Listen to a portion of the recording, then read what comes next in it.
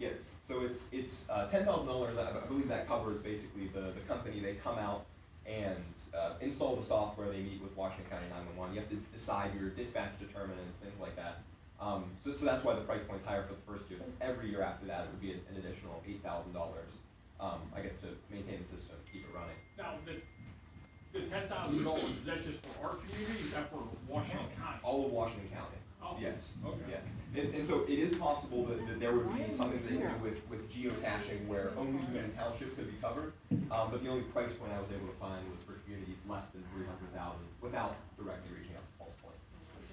So it's not the initial 10,000 and another $8,000 in your first year, is it? No, I believe it's just the $10,000 your first year. Yes. And You believe? That, will Pulse Point people, they're based in California, I would look them up. Yes. Will they come here for that amount? Yes, they would send a team.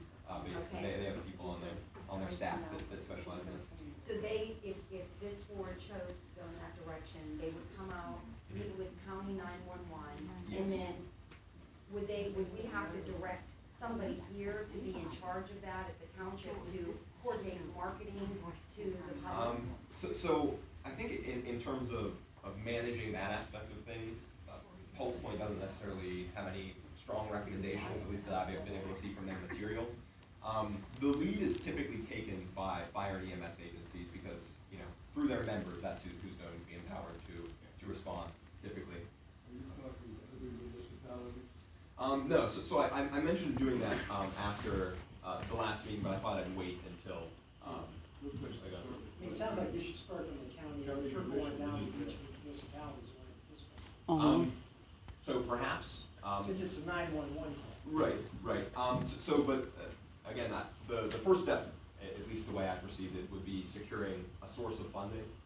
And then I would think that when you move up to the county level and say, this is something that this number of municipalities feel very strongly about, they would be more interested in actually engaging with Pulse Point.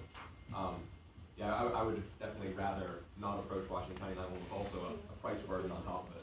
My opinion is, now that I know this is out there, I'm interested in our township spearheading this. I think there's a concern out there on response time. I've heard it for years. This is a bridge to a deep chasm of life-saving approaches. That's my opinion. What's the other board members think? I agree. Is there a requirement on how many we actually download on that? No, so it's a free app on the App Store. Anyone can download it. So as long as you're within a municipality whose 911 system subscribes to it, you can use Pulse Point. So I went to a conference in San Diego actually, and their whole city is Pulse Point activated.